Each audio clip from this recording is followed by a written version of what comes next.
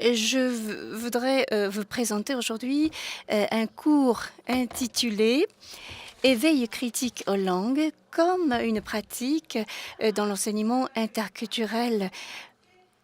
Ça ne représente pas un cas représentatif des exercices qui sont en cours, qui sont pratiqués dans ce domaine, mais je vais vous présenter mes expériences.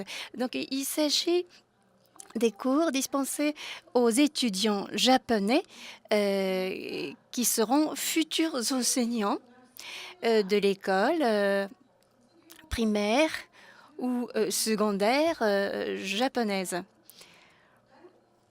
Donc, notre pratique ne s'adresse pas aux futurs professeurs du japonais et qui auront comme public, le public étranger. Mon exposé va développer les points suivants. Premièrement, la définition du terme éveil critique aux langues. Deuxièmement, la méthode du travail. Troisièmement, les constats tirés de nos expériences. Permettez-moi de préciser ici, critique. Il ne s'agit pas seulement critiquer quelque chose, mais critiquer au sens réflexif, si vous voulez, essayer de ressaisir l'élément donné. Donc, la différence entre éveil aux langues et éveil critique aux langues. L'éveil aux langues sensibilise les étudiants à la diversité et au rôle de langue, mais il n'y a pas de questionnement sur la nécessité de l'usage langagier ni de remise en cause de la construction des structures sociales. Or, l'éveil critique aux langues est une approche critique qui tente à ressaisir le système de valeurs et la structure sociale qui sous-tend l'usage d'une langue. Il s'agit de comprendre pourquoi une langue est choisie et utilisée et comment la pratique langagière construit une structure sociale. L'objectif est de comprendre comment la pratique langagière est reçue, produite et reproduite par ces acteurs. Donc, c'est l'objectif du cours. Fairclough dit ceci: tout phénomène linguistique est en soi un phénomène social. Selon lui, le discours prononcé au micro-niveau doit être ressaisi au niveau socio-culturel. Autrement dit, tout discours est considéré comme mouvant et modifiable. Excusez-moi, je reviens. Voilà, ça c'est très bien. Donc, toujours selon Fairclough, le discours intègre le processus de production et d'interprétation du texte. Et il recommande les analyses suivantes pour saisir les paroles dans leur contexte. Premièrement, analyse linguistique du texte. Deuxièmement, analyse de l'interaction entre la production et l'interprétation du texte, c'est-à-dire analyse du discours comme pratique sociale. Troisièmement, analyse du discours comme action sociale en rapport avec son contexte social. Excusez-moi. Ça y a un décalage entre mon texte et l'image. Donc,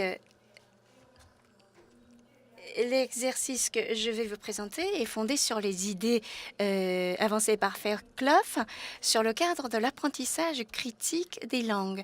Selon lui, le discours est formé par la société et en même temps, il a forme. Deuxièmement, le discours construit les connaissances, les relations sociales auxquelles elles se réfèrent et l'identité sociale, tout en restant susceptible de les modifier. Et l'éveil critique aux langues permet de comprendre comment la société et le discours se forment mutuellement. Et donc, les cibles du cours concernant les cibles et la méthodologie du cours, le cours s'adresse à 35 étudiants de la faculté de didactique qui sont en première année et de l'université spécialisée en didactique des langues. C'est un cours obligatoire. Donc le cours est intitulé Aperçu de la didactique des langues. Le cours se déroule comme suit. Donc les étudiants apprennent les éléments nécessaires pour devenir ensuite enseignants à l'école primaire et secondaire. Et concrètement, donc la méthodologie, la façon de déroulement est la suivante. Premièrement, la didactique des langues dans une société multiculturelle et multilingue. Ça, c'est un macro-point de vue. Deuxièmement, la langue et sa signification. C'est un micro-point de vue. Et troisièmement, la mise en place d'un éveil critique aux langues. Alors, les étudiants ont réfléchi sur la didactique des langues, d'abord d'un macro point de vue, puis d'un micro point de vue.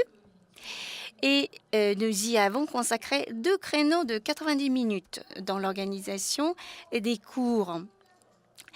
Le cours s'est déroulé de la manière suivante. Nous montrons une accroche publicitaire aux étudiants. Et les étudiants doivent deviner qui a conçu le message, dans quel but et à qui s'adresse ce message. C'est donc un travail qui relève d'un processus d'interprétation. Deuxièmement, les étudiants doivent définir le contexte social qui a donné naissance à un tel message. C'est aussi un travail sur le processus d'interprétation. Enfin, les étudiants doivent ensuite transférer le message dans un autre contexte qui n'est pas forcément étranger, mais afin de reformuler le message. Donc, c'est un travail qui relève d'un processus de production d'un message ou d'un texte. Voilà. Le premier exemple, mon mal au dos ne connaît pas de trêve, même le 15 août. Alors, tout à l'heure, j'ai discuté avec mon interprète, mais dans la traduction française, c'est traduit comme mon mal au dos, pour que ce soit plus naturel pour les Français. Mais c'est vrai que dans le texte japonais, chez les Japonais, on dit plutôt j'ai mal aux épaules. Voilà, donc je ferme la parenthèse, mais je ne sais pas si c'était un bon exemple, mais les étudiants ont bien vu qu'il s'agissait d'un produit que son producteur essaye de vendre aux consommateurs. Pour la deuxième étape, concernant donc le contexte social, voici quelques traits envisagés par les étudiants. Donc, les gens travaillent sans arrêt 365 jours sur 365. Beaucoup de gens souffrent du mal de dos. Les gens partagent l'idée selon laquelle, autour du 15 août, c'est-à-dire pendant la fête des défunts au Japon, tout le monde est en vacances. Les étudiants se sont bien rendus compte de certains traits sociaux qui précèdent cette formule publicitaire. Donc, pour la troisième étape du travail, donc, quand on essaye de transférer la phrase, le message dans un autre contexte, quelques-unes des phrases proposées ont été les suivantes. Ta maman n'a pas de dos tendu? Cette phrase s'adresse aux enfants. Ou encore, mon mal de dos ne connaît pas de dimanche. Avec un tel mal au dos, la fête de Noël n'est pas possible. Donc, on reprend souvent la même structure de phrases comme mon mal au dos n'a pas de dimanche ou de trêve, etc. Mais certaines phrases étaient très originales, comme êtes-vous prêt à traîner votre mal de dos toute la vie? Voilà, je passe maintenant au 12e exemple. La formule publicitaire est la suivante. Monsieur le PDG attend le jour J. Jour J, pardon. Monsieur le PDG, à vous de décider. Voyez-vous de quoi il s'agit? Il s'agit d'un logiciel de comptabilité pour savoir qui adresse cette phrase à quel public et dans quel but. Euh, les étudiants ont bien vu que c'est le producteur du logiciel s'adresse au PDG des entreprises pour qu'ils décident d'acheter leurs produits. Ou encore, comme d'autres réponses, le producteur s'adresse aux entreprises pour vendre son logiciel nouveau qui va faciliter leur travail.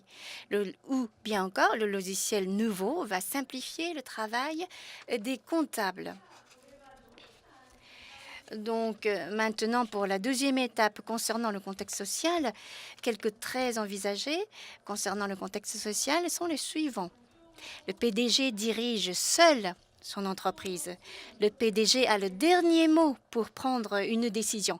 La formule « Monsieur le PDG » flatte même les salariés sans titre.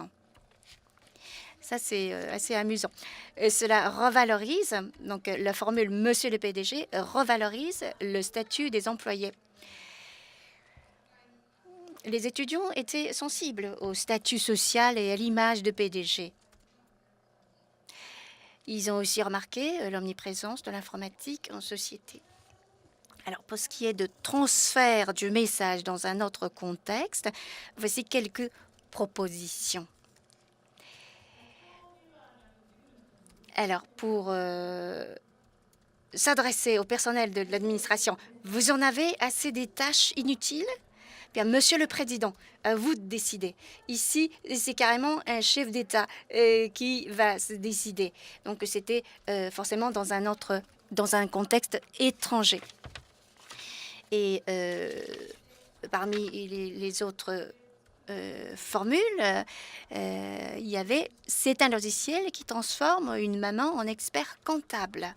Ça doit s'adresser aux ménages.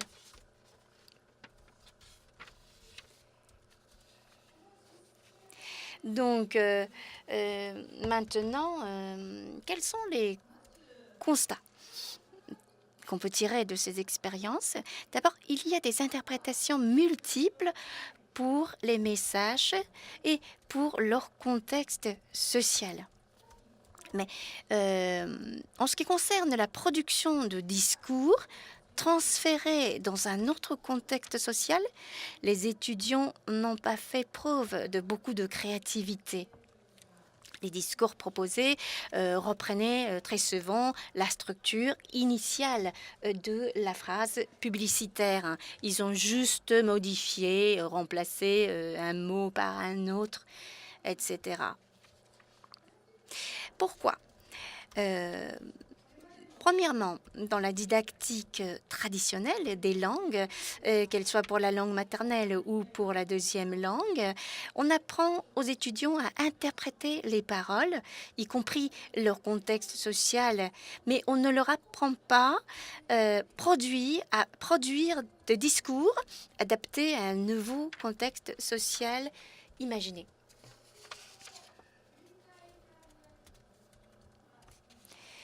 Donc, on voit bien que ces exercices ont sensibilisé les participants au lien étroit qu'il y avait entre un discours et son contexte social, et les étudiants ont développé un regard bilatéral sur ces 12 éléments qui sont indissociables. Ils ont remarqué qu'il y avait d'abord un besoin de la société pour la production d'une accroche publicitaire. Donc, les étudiants aussi, ils ont compris qu'on pouvait remonter à partir d'un discours pour envisager un contexte social donné et que la modification du contexte donnait naissance à d'autres types de discours. Certains étudiants ont ainsi reconsidéré la circulation des marchandises en société. Et certains participants ont évoqué les difficultés de la production du discours. Ils ont vu qu'il était plus facile d'interpréter que de produire.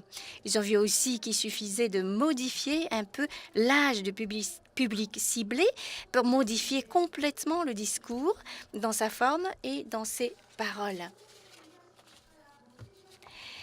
Et donc, certains étudiants ont pris un grand plaisir à déceler les éléments dissimulés dans un discours.